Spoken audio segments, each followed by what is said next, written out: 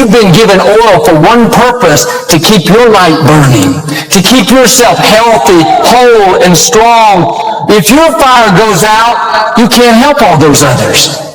If you're living depleted, drained, running on empty, you're not shining like you could. You're making it, but what could you be if you got back in balance? How much brighter, further, longer, happier could you be if you did like Jesus, on a regular basis, took time to get refreshed, to be replenished? I'm not saying to live selfishly.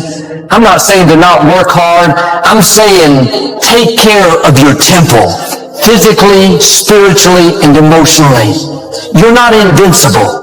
People may think you're Superman because you're so strong, so gifted. You're always up, but like all of us, you're human. You need to be refreshed. I look back at myself sometimes and I think, what advice? What would I tell that young guy in college who was on the verge of flunking out of that very same college? What would I tell myself?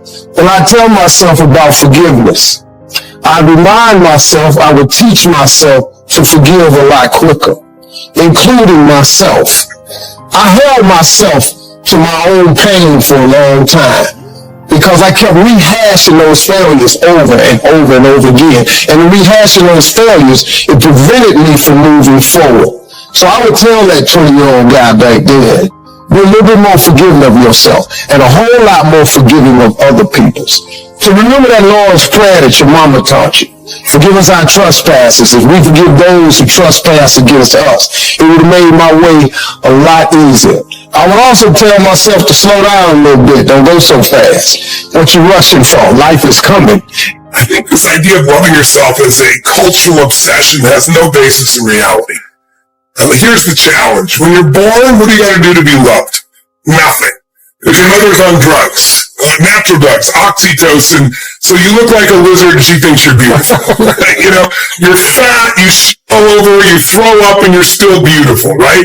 For a while, you're unconditionally loved. And thank God, we wouldn't have survived otherwise. I love women so much. I have so much respect for women, even more so going through birth again. No man will ever fully appreciate what a woman does or what a baby demands of a mother if you're breastfeeding and the energy and the no sleep. I mean, it's amazing what women do in our lives. But the point is, in the beginning, you gotta do nothing. And then the oxytocin wears off. And suddenly you do the same scream or yell, throw your food, now you get yelled at or hit, or the worst one of all, you get ignored. And then fear enters your body. And then the rest of your life, you're looking for, how can I get this unconditional love? And I remember in the beginning asking myself, because I studied all animals and with the level of dependency they have. And human beings have the longest period of dependency for survival of any creature other than other primates. Whales will be dependent for a year, birds for a few weeks, and boom, get your ass out there and fly. It's a different world. We have this long dependency. It's just the nature of how we are. And I thought to myself, so why don't we just have unconditional love all the time? And I think my answer is because then you never grow or give anything in life. You think everything's about you. And unfortunately, there are a large population of kids that were raised in a generation of parents that were helicopter parents that thought everything should be about the child, and they wonder why they're selfish today. Or why they, don't seem to have great relationships where you gotta be with somebody else, you're gonna put somebody else ahead of you. That's what love is. Love is putting somebody else ahead of yourself. Loving yourself usually comes for most human beings by starting to have a value and just appreciating people, not because of what they do, not because of what they have, just because you feel their essence. And it's easy to do that with somebody you love than it's with yourself, but when you start to with somebody else and you're not judging, you're truly loving them, then it's much more natural because you're already doing the loving. You're not getting it from somewhere else. Someone may say something, look at you a certain way as a trigger, but all love is self-love. This bullshit, I don't love myself. If you've ever been someone who felt loved, you loved yourself. They didn't love you. They said something, they did something with their eyes, and you used that as a trigger to release love inside of you. But loving yourself every moment all the time is not the secret to success. Having appreciation for yourself is different than constantly loving. Now, in the Bible, it says, love thy neighbor as thyself. So I think it's a really good goal. It's useful. But most people are obsessed with it. And I think get on about living a life that's meaningful and you love yourself. As long as you focus on you, you're not going to love you. Because the human brain is always looking for what's wrong, what to protect, what needs to be changed. It's a survival instinct. And so it's looking for things to fight or flight or try to freeze or pretend you're not there about yourself. But when you're a bit of service, when you're trying to serve something more than yourself, that's when the higher part of your consciousness is there. That's when your heart is flowing. And when you're doing that, you're not thinking about you, and therefore you feel love. And I can tell you my own experience, I don't have to, no one else will have to earn love with me, but my strategy has been I gotta earn my own love, right? I gotta be worthy of my own love. I don't do that to somebody else. How do you do that? Well, by helping millions of people for 44 years, now I'm finally at the stage, well, yeah, I fucking love myself. I enjoy myself. I appreciate it. But along the way, I've always earned it. Now, I don't think that's necessarily healthy or not, but I like what it's done with me. If I know people that just think they're God's gift at creation, and they don't have any value to any other human being, they're assholes to be around. They love themselves. So I would challenge that whole belief system. I'd say it's appreciating yourself. It's loving the people around you. And the more you can unconditionally love others, the more you'll unconditionally love yourself. But trying to start with yourself, and you're not dealing with others, forget it. It'll never happen. One of my favorite protocols is the daily nature walk. I love walking in the woods. I often listen to audiobooks in the woods. I call it reading while walking. Reading while walking. So I go to this place. It's sort of my crew, the forest. There's not a lot of people in there. And I walk for 1 hour. I breathe in the air. I look at the lush scenery. I listen to a different audiobook. It's almost like a walking meditation as well. Sometimes I don't listen to an audiobook, and I just walk, and I touch the earth. It's almost like I'm thanking the earth, connecting with the soil. Yes, I'm wearing shoes. I don't want to get too esoteric here, but there's a lot of really good research saying if you want to boost your immune system, you want to boost your happiness, you want to release serotonin and dopamine, you want to release the fear hormone called cortisol, walk in nature. And so when I walk, I connect with nature. Happiness is one of the most studied areas of human endeavor in the history of the world. I mean, when you look at psychology and you look at philosophy, this is all I've been talking about for literally centuries. It's unbelievable. So we figured out the basics of happiness. It's that sometimes common sense isn't common practice. So people struggle for no reason. I mean, look at what we know about happiness. We know basically happiness usually comes from an orientation towards the world in which we look at the past, the present, and the future in specific ways.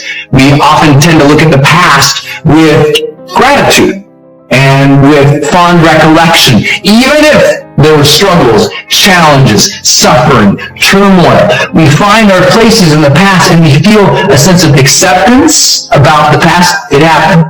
It's good. All things were as they were, and today they are as they shall be. And it's being okay with wherever the past is, finding a peace, an acceptance, and a gratitude there allows us to be a little more free in the present. And being in the present, what makes us happy? Being engaged in whatever we are really doing. I mean, really engaged in it, mentally engaged in what we are doing each day.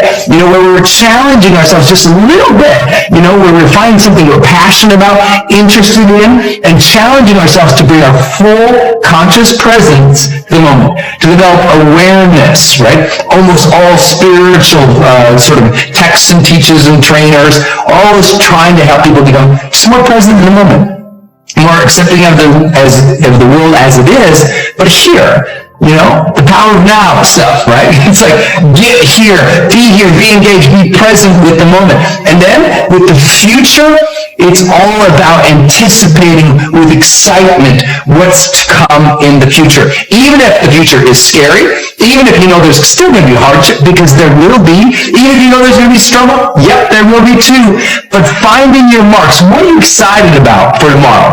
And if you can't find anything to be excited about tomorrow, that has nothing to do with the reality of tomorrow. It has to do with your mindset. You've poisoned yourself in pools of pessimism for so long that you've drowned yourself of hope, that you've forgotten that there is magic to life, that there is something tomorrow. You could find something. Even if tomorrow you just can say, you know what? Tomorrow I'm going to get up, I'm going to feel better. It's going to decide to be. Be excited about that. You know, tomorrow I'm going to go do something nice for somebody. Tomorrow I'm going to get focused on this one project I've been waiting to do. Tomorrow I'm going to make the damn bed. You know, whatever it is, find something to be excited about for tomorrow. That's the basics of everything we know about your emotional world and your mental world of happiness. So simple, right? Be accepting at peace with the past. Be present and engaged here in the present, and be excited. Anticipate something for the future. So me and Jada was reflecting about love. And I asked her, I said, what did she think was, one of the biggest revelations that she had about love? She said that you cannot make a person happy. And I thought that was a real deep idea. You can make a person smile, you can make a person feel good, you can make a person laugh, but whether or not a person is happy is deeply and totally and utterly out of your control. I remember the day I retired. I literally said to Jada, that's it. I retire from trying to make you happy. I need you to go make yourself happy and just prove to me that it's even possible. And after we cracked the hell up, we started talking about, we came into this false romantic concept that somehow when we got married that we would become one. And what we realized is that we were two completely separate people on two completely separate individual journeys.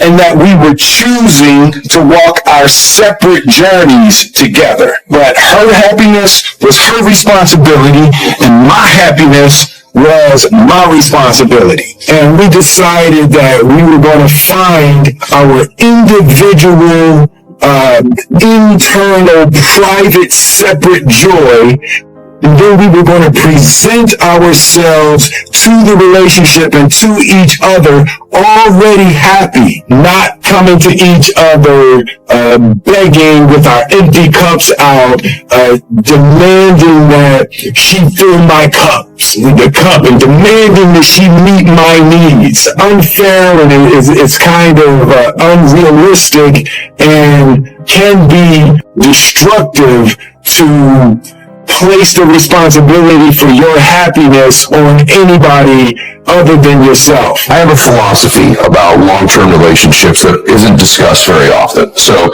for those of my friends that are in one that's, I don't know how long, for some people long-term is a year, right? But for those of us that are in long-term relationships, I get asked often on shows, hey, what are one of the keys that I would not normally hear about that create a relationship that is still doing what you said earlier, which is so wonderful, where there really is this observation, there's separation, there's growth happening.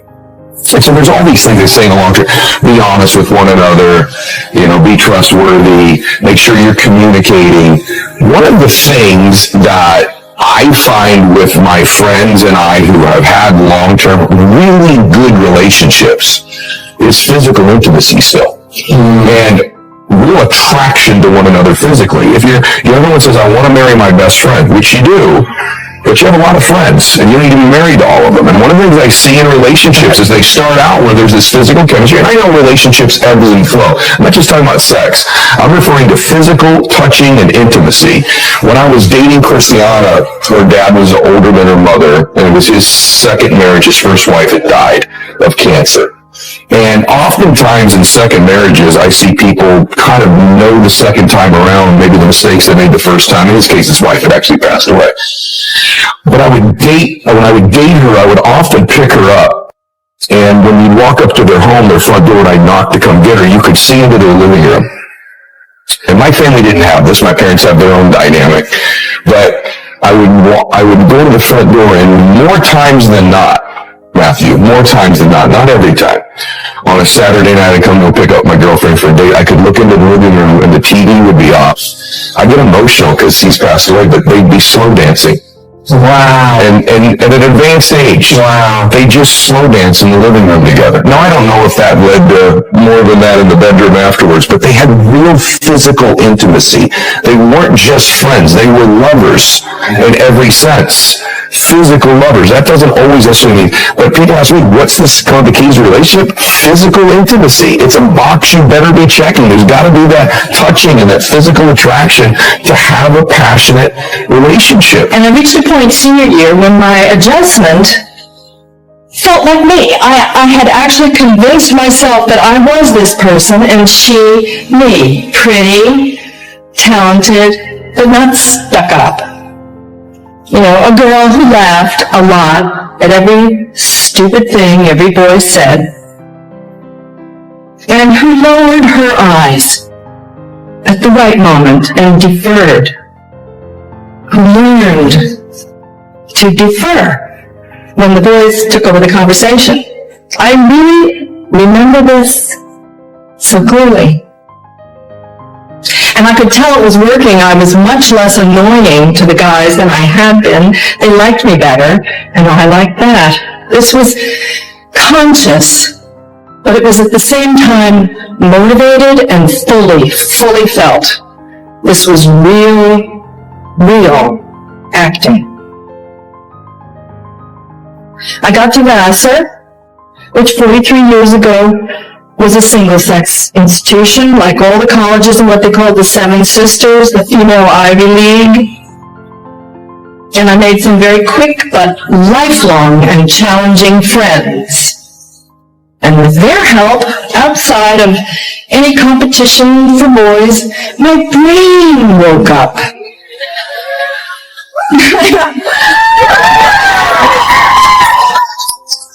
I got up and I got outside myself and I found myself again. I didn't have to pretend. I could be goofy, vehement, aggressive, and slovenly, and open, and funny, and tough, and my friends let me. I didn't wash my hair for 3 weeks once. They accepted me like the Velveteen Rabbit. I became real instead of an imaginary. Welcome, warriors of self-love, to today's journey of empowerment and transformation.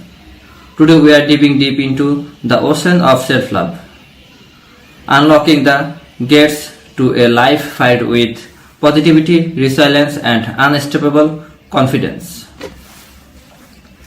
We all face battles, big and small, and sometimes it feels like the world is against us. But here's the secret: the most powerful weapon you have to your arsenal is self-love. It's time to let go of self-doubt and embrace the incredible being that is you. Self-love is not just a concept, it's a practice. Start your day with affirmations, engage in activities that nourish your soul, and surround yourself with positivity. Remember, you are worth the love and you so freely give to others. Embrace your journey no matter how challenging it may be. Every setback is an opportunity for a comeback. Believe in your abilities, celebrate your victories, and learn from your defeats.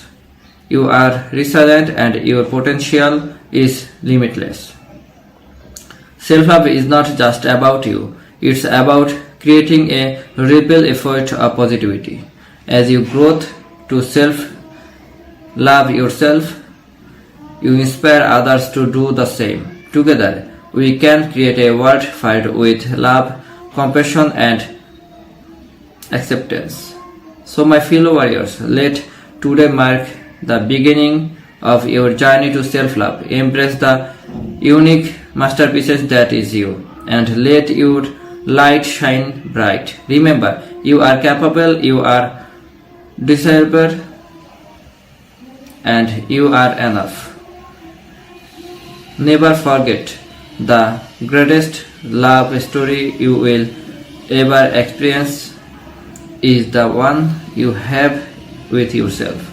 Keep shining, keep growing, and never give up on the incredible journey of self-love. Until next time, stay stronger, stay positive, and keep loving yourself.